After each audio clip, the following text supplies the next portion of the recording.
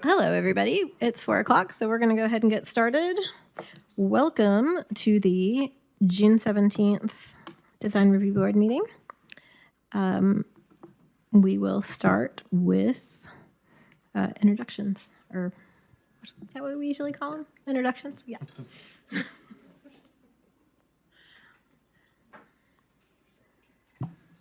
Cameron Boland, AIA representative. Lisa Sorensen, Downtown Knoxville Alliance. Perry Childress, East Tennessee Community Design Center. Lisa Sierra Burnett, Business Development Representative. Sarah Martin, Urban Design Representative. Laura Wen, Downtown Resident Representative. Jared Worsham, Downtown Resident Representative. Suzanne Taravella, Neighborhood Representative. Dallas D. Armand, Knoxville, Knox County Planning. Melinda Woolert, Knoxville, Knox County Planning. Mike Reynolds, Knoxville, Knox County Planning. Samuel Huck, Allswick Planning. Christina McGrawn Stillery, City Law Department. Mark Reel, City of Knoxville Plans Review and Inspections. Thank you, everybody. We're going to move on to the approval of minutes. There are minutes in your packet, and also we have one amendment that we know of, which is that we discussed. I nominated Sarah for chair at the last meeting after she left. Okay. So if we don't have any other comments or amendments, we'll entertain a motion to accept the minutes. I motion to accept. I'll second that. All in favor? Any opposed? Okay.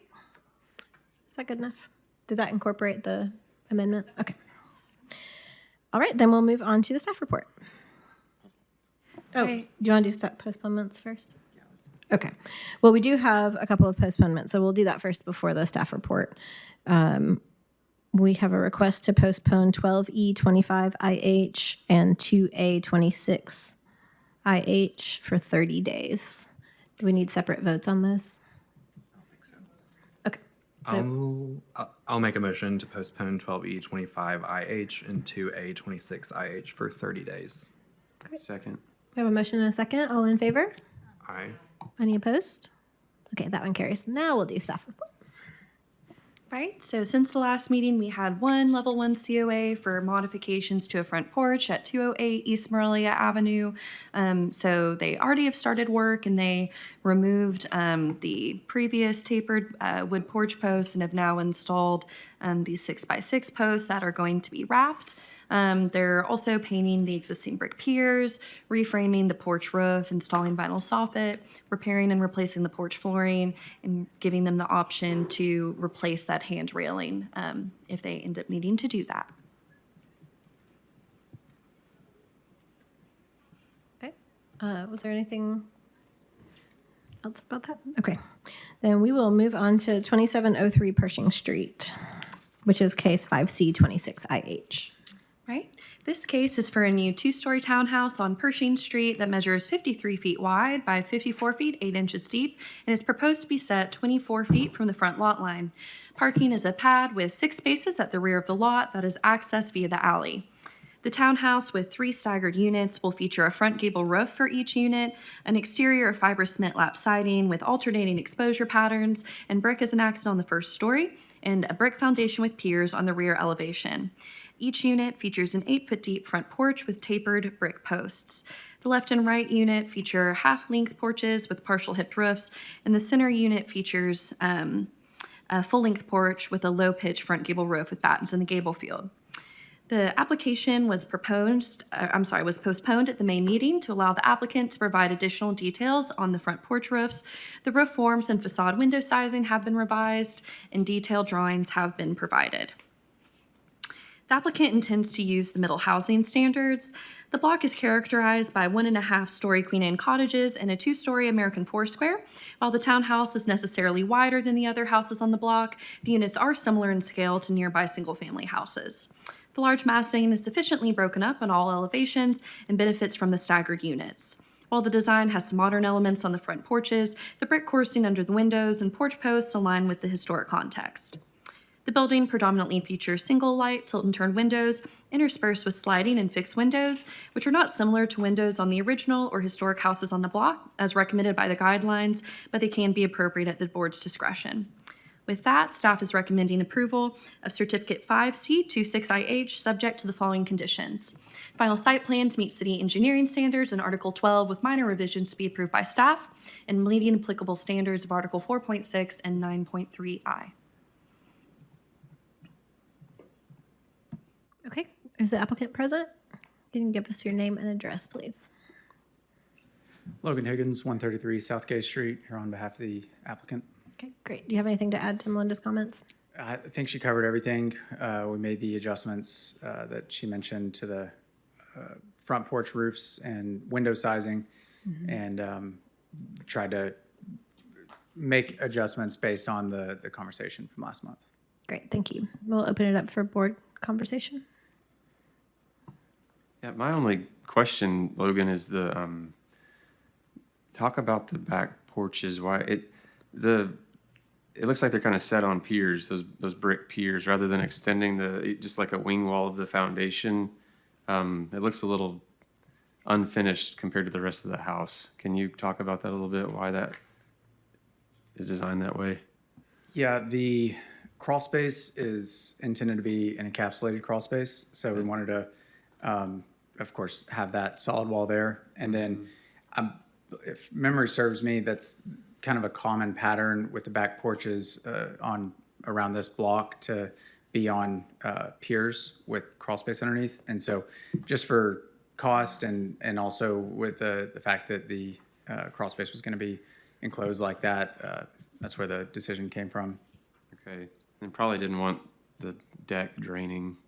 You know, that gives it somewhere to actually drain out from under it. Correct, yeah. Okay. Do we have any other discussion? If not, we'll entertain a motion. Yeah, I'd motion to accept per staff recommendations. I'll second that. We have a motion and a second. All in favor? Aye. Any opposed? Okay, that one passes. Thank you. All right, next we'll move on to 3350 Midway Street, which is case 6A26IH. This case is for a new two-story single-family house on Midway Street that measures 20 feet wide by 46 feet deep. The full-length front porch is set 20 feet from the front property line, with the main massing at 28 feet. Parking is a concrete driveway next to the house that extends 20 feet behind the porch and is accessed via Midway Street. The house features a 10-12 pitch front gable roof, an exterior of horizontal lap siding, and a block foundation clad in stucco that varies in height from 1.5 feet to 2.5 feet at the facade. It has an 8-foot deep front porch recessed under a shed roof that is supported by 3 6-inch square posts. The front lot line is around 7 feet behind the rest of the lots on the block face, which you can see right here on the aerial map. The average setback of the block face is around 24.8 feet. The proposed setback to the porch is approximately 27 feet relative to these other lots, which is generally aligned, but it could be reduced to align with the adjacent houses whose porches are set at approximately 19 and 17 feet. The block features one-story minimal traditionals, shotguns, and modified Queen Anne cottages, some with basement levels, so the house would be the only two-story structure on the block. The foundation height is generally similar to existing houses, but it will increase the visual scale. The roof pitch could be reduced to mitigate the impact of the two-story height. The underside of the front porch should be screened with lattice, decking, or concrete blocks in kind to the house to reflect traditional porches, with final selection to be approved by staff, but it otherwise aligns with the guidelines. Staff is recommending approval of Certificate 6A26IH, subject to the following conditions. The final site plan to meet city engineering standards with minor revisions to be approved by staff. The underside of the front porch to be screened with final selection to be approved by staff. Foundation to be built as depicted with major changes to the foundation height to return to the board. And retaining details as depicted, including eave overhangs, rake mold trim, headers, and the engaged gable. Thank you for that. Is the applicant present on this one? Should be on Zoom. Okay. Can you hear us?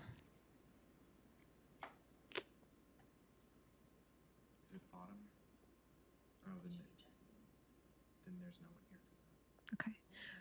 Hey there, I'm not here for this one. I'm here for Sycamore.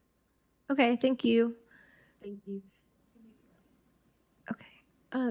Are the markups on here yours or theirs? Those were done by the applicant. Okay. Okay. Well, if they're not here, we typically don't discuss projects if the applicant's not present. Is everybody? I was gonna say, I could make a motion that we move it down on the agenda and then potentially come back to it later Sounds good. in case they show up. Yep. Okay. Yeah. So I'll make a motion to move 6A26 IH to the bottom of our agenda to review. Great. We have a motion? Second. Plenty of seconds. We have a motion in 3 seconds. All in favor? Aye. Any opposed? Okay, we'll do that one last. Next up, we have 2200 Sycamore Drive, which is case 6B26IH. All right. This case is for a new duplex on Sycamore Drive that measures 28 feet wide by 55 feet deep with one unit in front of the other, and it will be set 20 feet from the front lot line. Parking is 4 spaces behind the building that are accessed via Sycamore Drive. The 2-story building features a front gable roof, an exterior of lap siding, and a block foundation clad in stucco that is approximately 4 foot tall at the facade. Each unit features a full-length, 8-foot-deep front porch recessed under the primary roof line and supported by 4 posts. The applicant intends to use the middle housing standards. The front setback will most likely need to be increased to meet middle housing standards. A walkway should be added from the front porch to the street. The lot is currently forested with some mature trees. However, invasive vines are present, and it appears the lot has been used for dumping in recent years. The tree in the rear yard should be one of the existing healthy trees unless documentation is submitted to staff showing that the trees are unhealthy or that all mature trees are within the parking footprint. While the block only features 1-story infill construction, there are large warehouse buildings nearby to the west and 2-story buildings visible on Bishop Street. The porch post should be at least 6 by 6, but the porch otherwise meets the design guidelines. That staff is recommending approval of Certificate 6B26IH subject to the following conditions. Final site plan to meet city engineering standards with minor revisions to be approved by staff, meeting all applicable standards of Article 4.6 and 9.3J, including revising the front setback with final measurements to be approved by staff. Final site plan to feature a walkway from the porch to the street. The tree in the rear yard to be an existing healthy tree as possible with documentation submitted to staff. The porch post to be at least 6 by 6, and the foundation be built as depicted with major changes to return to the board for review. Great, thank you for that. Is the applicant present for this one? Can you give us your name and address, please? Yeah, it's Autumn Marnell, 1616 Eds Road here, representing the applicant. Great, thank you. Do you have anything to add to Melinda's comments? No, I do not. Okay, then we're going to open it up to board discussion and ask some questions. Okay.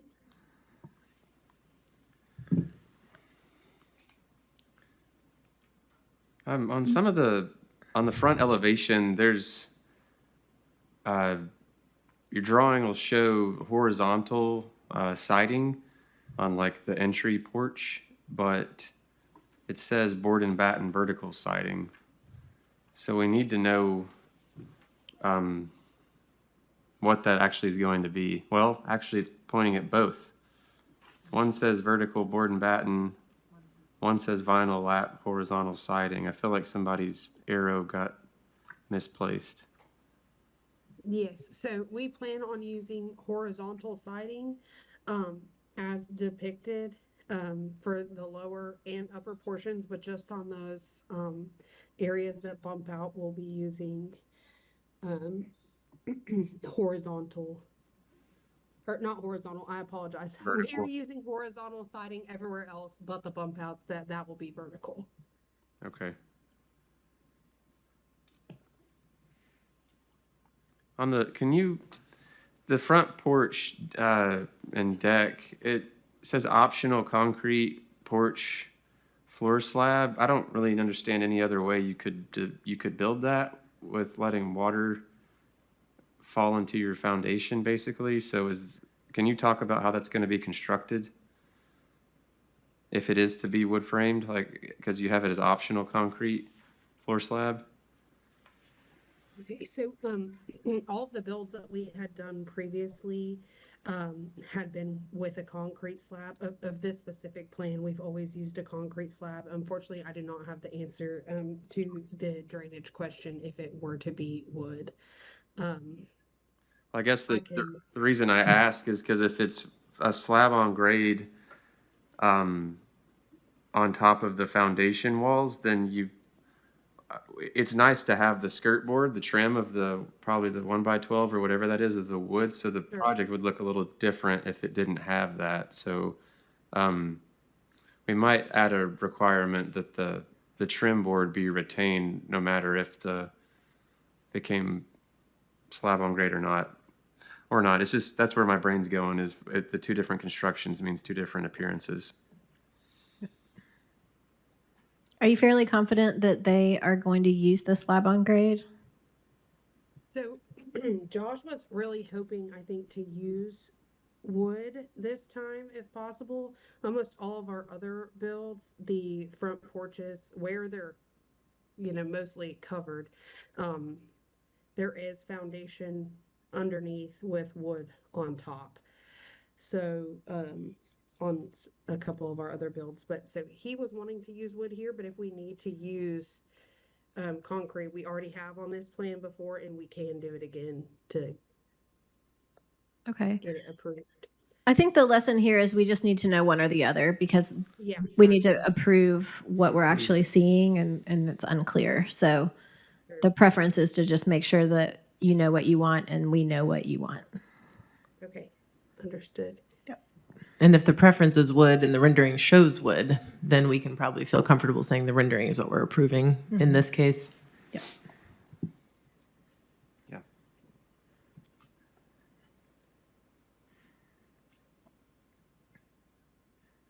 My only other question was about the porch posts holding up the upper level. They look, especially in the side view, very spindly and maybe a little undersized. So I was wondering what the size of those columns are. We can definitely make sure that they are 6x6, but we will still frame around them so they look decorative as they are shown. Okay. But we can make sure that the smallest or the narrowest part of these posts is 6x6. Okay. I think that would be good. Okay. Any other discussion? I think the only other thing is, and I'm sure it's noted in the staff comments about the foundation height's already getting pretty tall. The building's pretty tall.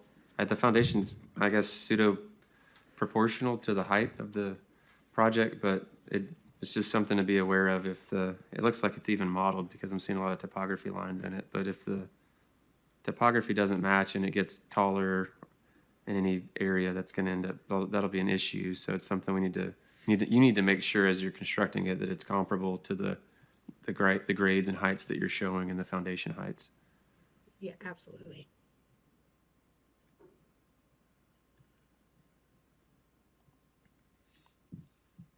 Does anyone want to make a motion? Yeah, I'll motion to approve per staff recommendations. I think there was one caveat. 6x6 posts. With one added. Oh, it's on there. Got it. I think Number it was 5. the trim piece. Yeah, we're approving as depicted. So number 7, added condition would be that we are approving with what is depicted as a wood framed porch with the wood trim board on the decks and entry porch. Good. Okay, we have a motion. Second. We have a motion and a second. All in favor? Aye. Any opposed? Okay, that one carries. Thank you. Thank you. Midway Street is on now. Okay, we're going to revisit 3350 Midway Street now. That's case 6A 26IH. Melinda read the report, so we're going to go back to that. Is the applicant present online? Yes, I am. Okay, are you familiar with Melinda's comments? Yes, I reviewed them. Okay, do you have any further comments? I do not. Can you give us your name and address, please? My name is Jesse Alarcon, 4124 Oakland Drive. Great, thank you. Okay, we'll open it up for discussion and may ask some questions. Can you go to the your final page of comments, please, just so we can review real quick?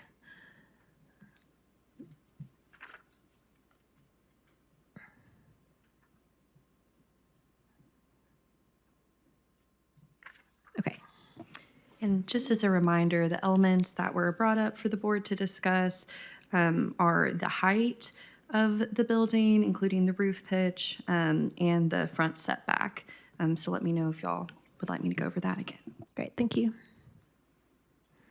I think the biggest thing I noted was the red line for elevation change to site condition. So the red line on the right side elevation is the actual height of the foundation, Yes. which is pretty tall, which means your stairs are going to get deeper at your entry porch.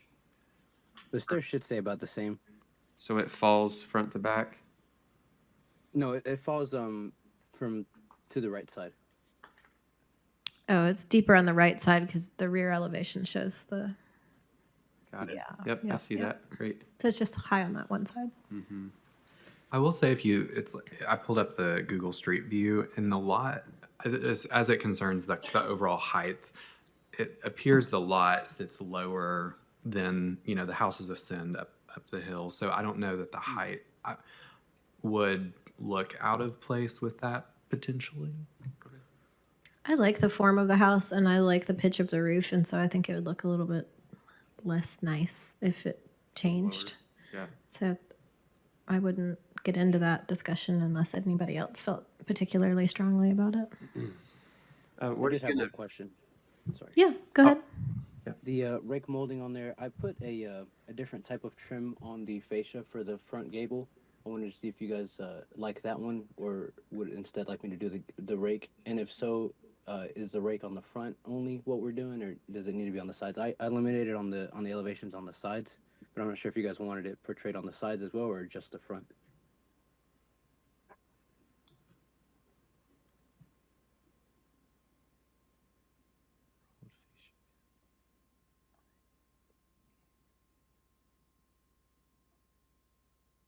It looks like every side has the rolled bin fascia hemmed. Is that what you're saying, or is it the rake board? Yeah, on the sides will be covered with gutters, either way. So I did one on Savoy Street that we approved this plan for, and we did rake molding. And the rake molding, you won't really see it with the gutters after you put the gutters on it on the sides.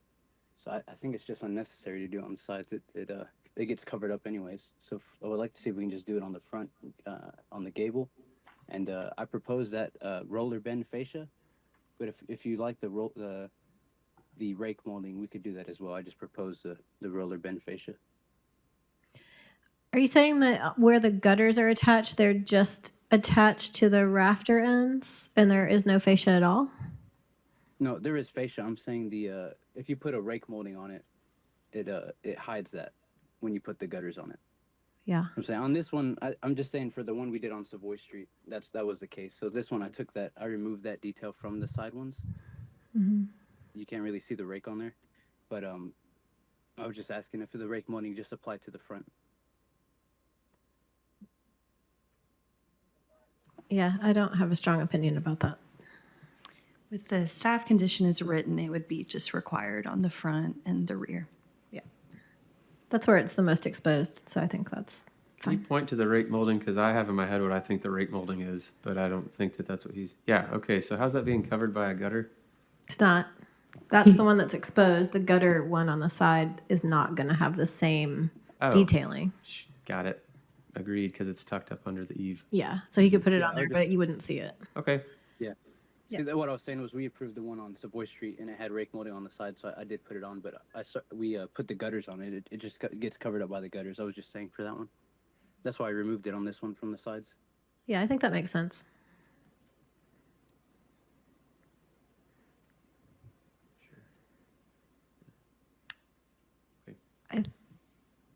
I think the foundation changing is the big concern, and if it gets, for whatever reason, has to get taller and the stairs do need to change, then we would want to see that again. But if it can be built as depicted, then I think that that's acceptable. Yeah, it should be built as depicted. It only really drops off towards the very right side. I kind of just put a line showing the entire front, but it's mostly flat until it gets about to the middle, and then it does more of a little bit of a drop off. Okay. But the only way I could depict it with that editing software was just doing a straight line. What are you going to infill under the front porch with? I didn't have anything planned. I think Melinda said something about you guys might want to propose a lattice of some sort underneath. Yeah. I didn't know if you had any thoughts on that. I don't have any thoughts on it. I'd be open to you guys to see what you want. What did you do on your other project, just out of curiosity? It's still under construction right now, but we have I think we had approved a lattice where it was the kind of where it cross hatches. Yeah. Yep. Okay. Do you want to make a motion? Sure. I'd motion to approve per staff recommendation. Should we add a comment to, no, I'm sure it says, yeah, foundation to be built as depicted. Okay, yeah, motion per staff recommendation. I'll second that. We have a motion and a second. All in favor? Aye. Any opposed? All right, that one carries. Thank you. All right, thank you. We have one more case that does not require a vote, but it has been postponed for 30 days, and that's 6A26DT. Next order of business is the exterior materials discussion, which staff has been working on and sent an updated memo earlier today. And I don't remember if all of you remember this discussion, but we boiled it down to two options, which are to either amend the design guidelines or go down the path of amending the zoning code. Yeah, thank you. So I talked a little bit with Amy yesterday just to kind of get clear on that. And my feeling is that it's a little bit premature to try to change the zoning code and that ordinance without more input from the rest of the city and staff, because I think that's a bigger discussion citywide. But I think the design review board, it's appropriate for our purview to change the guidelines, amend the guidelines. And that's kind of how we left it with our discussion yesterday. And I just want to make sure that on the staff side, y'all are on board with that. Don't our guidelines default to the, like, this is zoning, correct? It's a snippet from the zoning. Yes, this is the zoning code. Yeah. So you're saying we should not amend that with adding number 8? I don't think we can. I think that we can make a recommendation that it needs to be explored, but I don't think we can like unilaterally change the zoning code. I just want to make sure you understand too, like the guidelines also have to go forward to planning commission and city council for adoption as well. Yeah.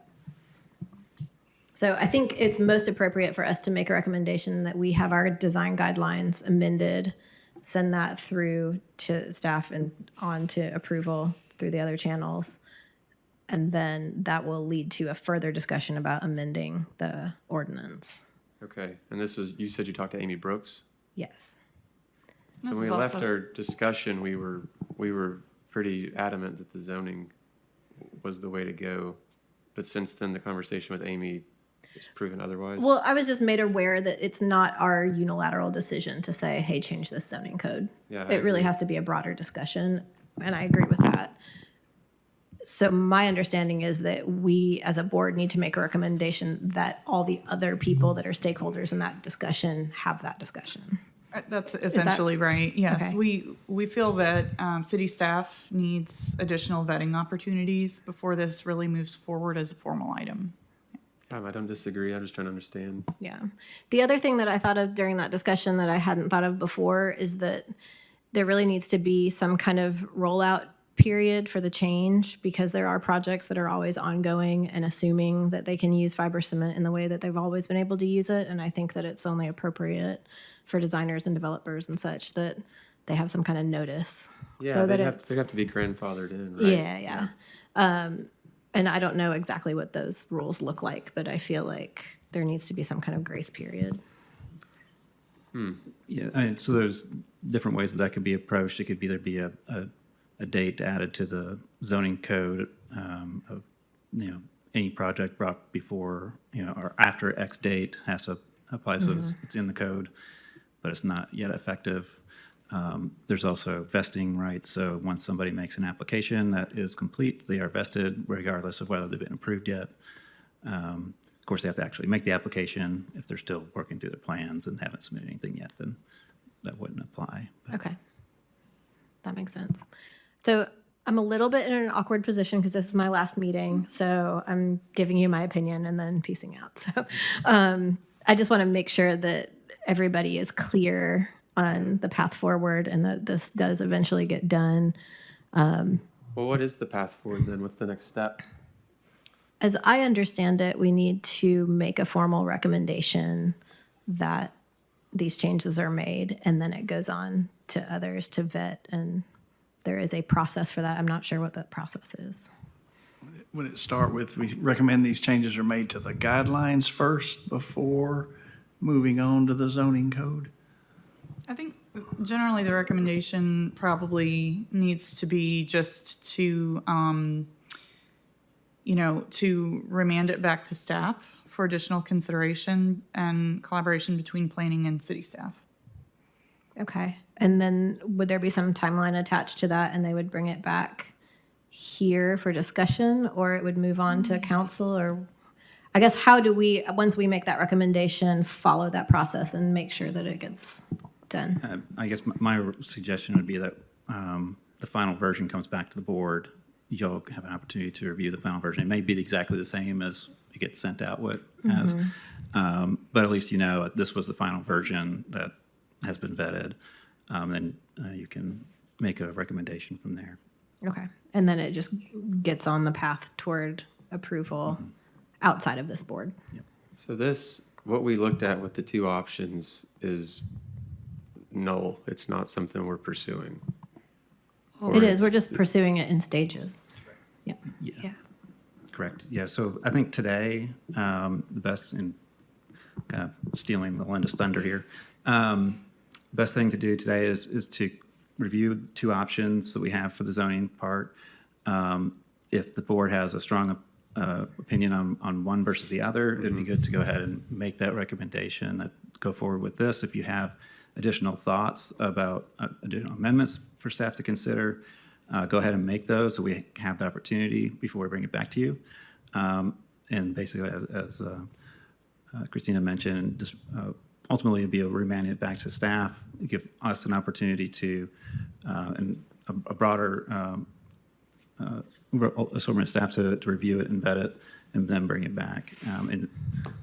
We can also have a more robust discussion internally on how we want to bring in other stakeholders in this conversation. Are you all, I mean, we're just talking freely, are you all worried about stakeholder, like people being upset about it? Pushback, like we didn't have a chance, and then similar to what you're saying, Suzanne, like there wasn't a process, like that sort of thing? I mean, I will speak for myself on this one. And Mike, what do you think? Yeah, what I think. I think the more you can educate people before you make an amendment, the better. Yeah. That's why and you're also in your you don't position. want to have people come up in the last second, kind of going like, well, I had no idea, sound like the final reading to be heard, and then then it derails things. So the more we can get the word out and educate people on the front end, the better. Well, I know personally, since you spoke personally, I'll speak personally too. I'd like to, for whatever way to move that process along and be a part of advocating for it and discussing it, I'd love to be a part of it. So I appreciate the work you guys did to put this together though. So today, so I understand, we're deciding between the two versions, which one do we want to put forward to be considered further by staff? Okay. Yep. Great. Along those lines, I liked option 2 better. It seemed to leave more flexibility for both the applicants and us as a body.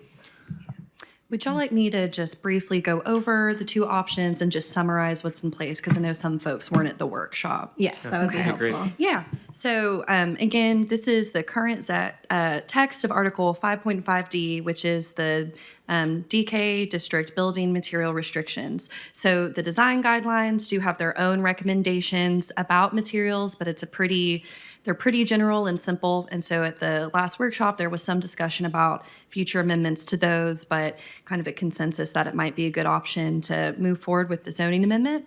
So right now, this list right here, these are the materials that are restricted to only 25% of the facade, or as on street-facing right-of-ways. So this excludes any alleys. They have to have only up to 25% of these materials. If somebody wants to request more and they're in the downtown districts that are reviewed by the Design Review Board, so that's Downtown Warehouse, Boulevard, Grid, and Historic Subdistrict, those folks currently have the option to request an additional use of those materials from y'all. The DKE, that's the Downtown Edge Subdistrict. So for reference on a map, that's going to be the folks kind of out here to the north of West Magnolia. They have to comply with these standards, and they don't really have a feasible option to have additional use of those materials. So that's how things stand today. So option 1 would simply add fiber cement here as one of these restricted materials, and it revises this criteria that the Downtown Design Review Board uses in evaluating additional use of the materials. So here we're just referencing the design guidelines. This aligns with the wording in other parts of the zoning code, including where y'all have the purview, for dimensional standards to allow alternative dimensional standards. So, and also if y'all wanted to update the design guidelines at a future date with priorities about materials, it, allows that to be part of the consideration. So again, that's option 1. DKE has to follow it, just adding fiber cement and clarifying the criteria. So option 2 does the same thing, but it also allows projects in the Downtown Edge Subdistrict to request approval from the board to exceed the permitted use of restricted materials in the same process as currently exists for the other subdistricts. So you see here, we just have the language is revised and, referencing again that it undergoes the Downtown Design Review Board process following the same criteria as the other districts. So we also amended Article 16.5, Design Review Applicability, which just allows projects in the DKE subdistrict to choose to undergo design review just for this specific purpose. So just connecting these two parts of the code that work together. On a side note, Tony was unable to attend today, but he said he preferred option 2.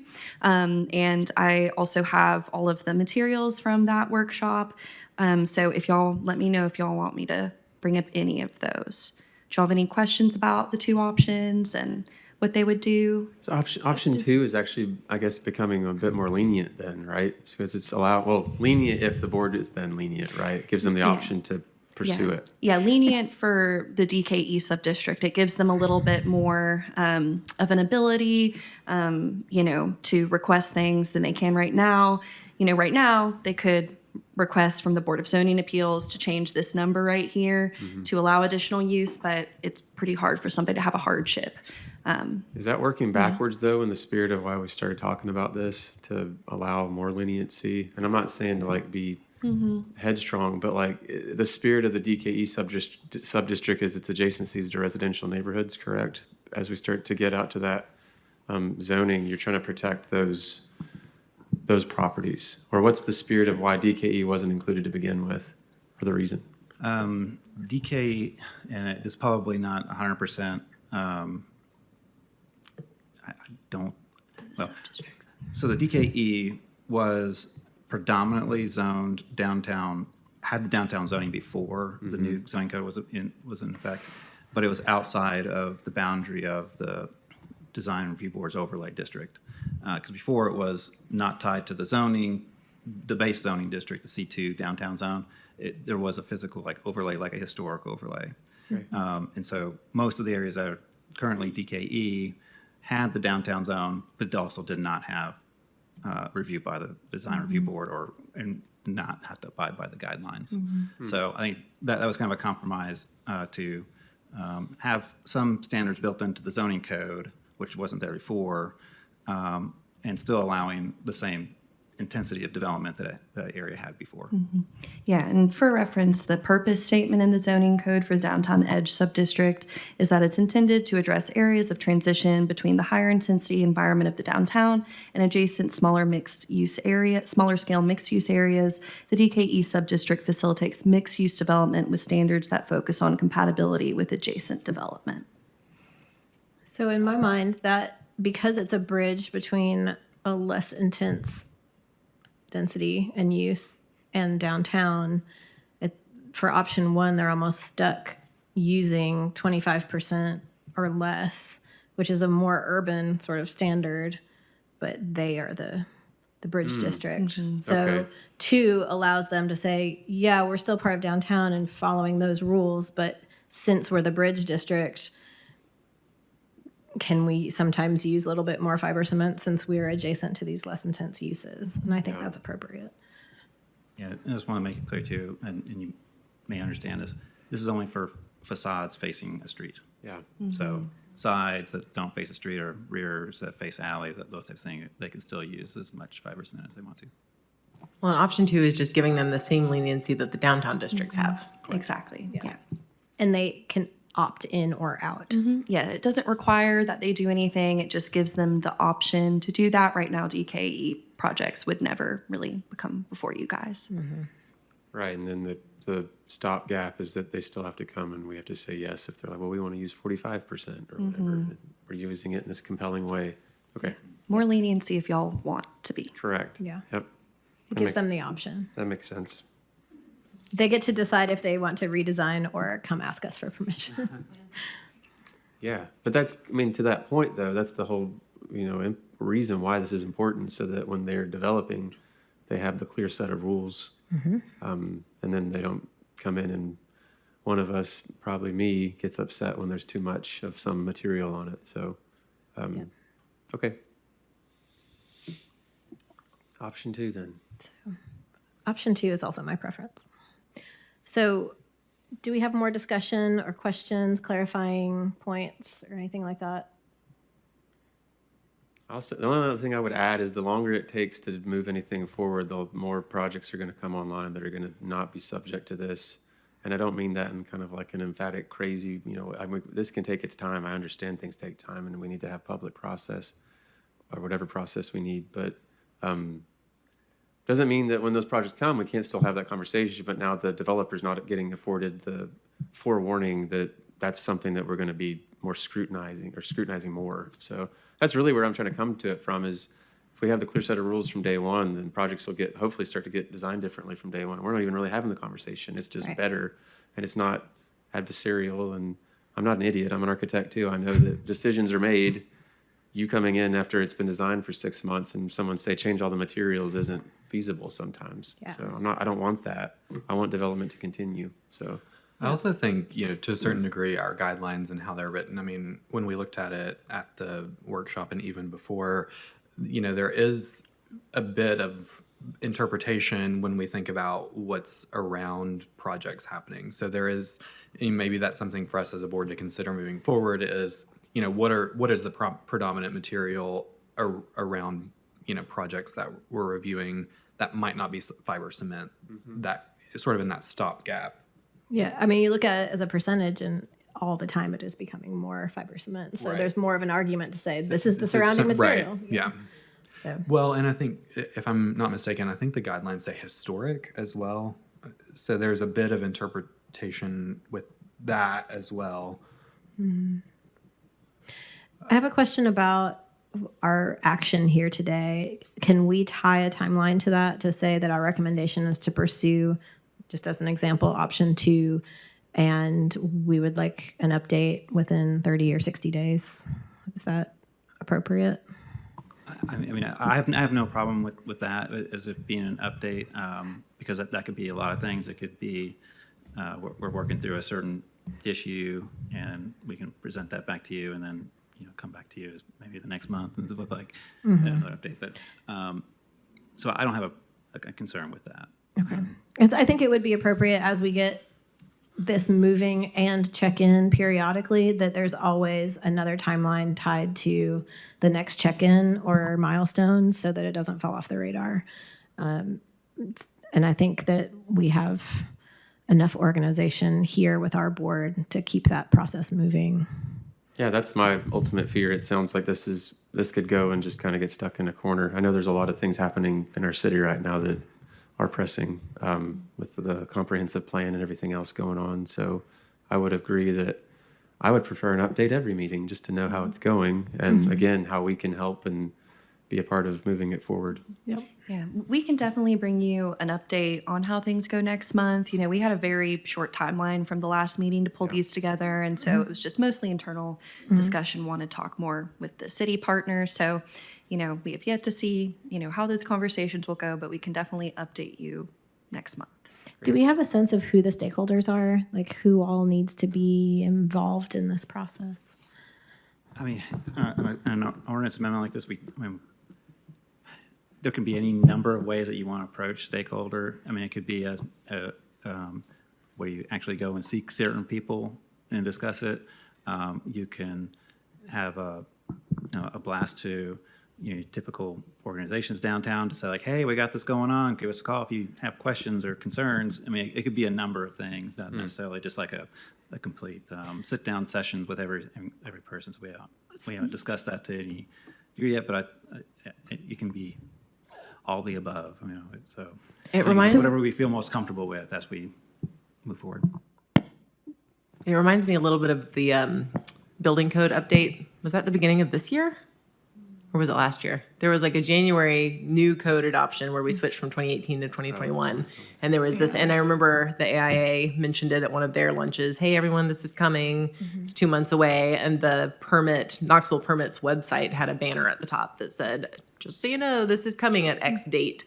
So I imagine it would be similar. This, honestly, to me, I'm open to other feedback, but this feels so much smaller than a building code update that like a similar approach would be more than enough, It's so less comprehensive. Yeah, and I don't want it to be ambiguous. I think, planning and council need to vote on it, right? So we need to make sure that they feel comfortable that the public and whomever the stakeholders are have been made aware and that they're operating in good faith. And so I just don't want that list to grow and grow and grow and say, oh, we forgot to mention it to him and we forgot to mention it to them. And so I think it's really important for at the next meeting to have a list of stakeholders in place and a plan for communication so that it can be set and we give everybody an opportunity to weigh in on that and then we move forward.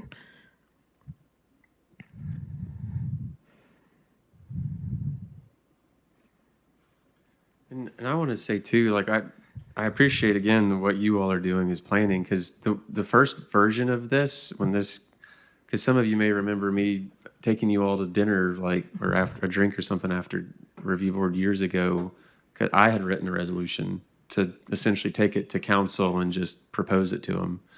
And I guess what I'm saying that for is when I keep ending my statements with, and let us know how we can help, we're in no way saying here's extra work. We want to operate within the bounds that we're allowed to. And if it's well, you citizen need to pull your boots up and go make a recommendation at a council meeting or something like that, let us know what we can do, we should be doing as well, and not just be us asking you to do it for us.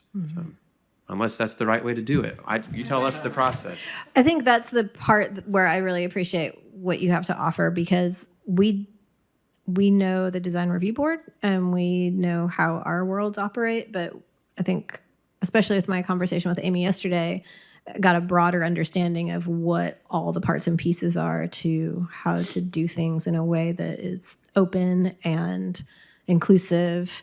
And I don't want to overstep here on this board, but I do want to keep the conversation moving and have actionable milestones in place. So we're looking to you for guidance, but like he said, we're not trying to make you do all the work. So with that, I think if I'm hearing this correctly, we can make a motion to recommend an option with a timeline to get an update on progress at the next meeting. And then you all can decide at the next meeting how you want to pursue more progress. Is that correct? Okay. I'll make a motion to approve option 2, which seems to be the consensus on the board, and to request an update from staff at the next meeting. I'll second that. We have a motion and a second. All in favor? Aye.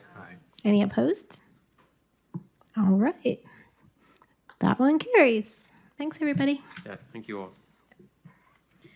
All right, now we're going to elect some officers. Do you want me to? I would love some guidance. I haven't done this before. Okay, so at the previous meeting, let me get my minutes.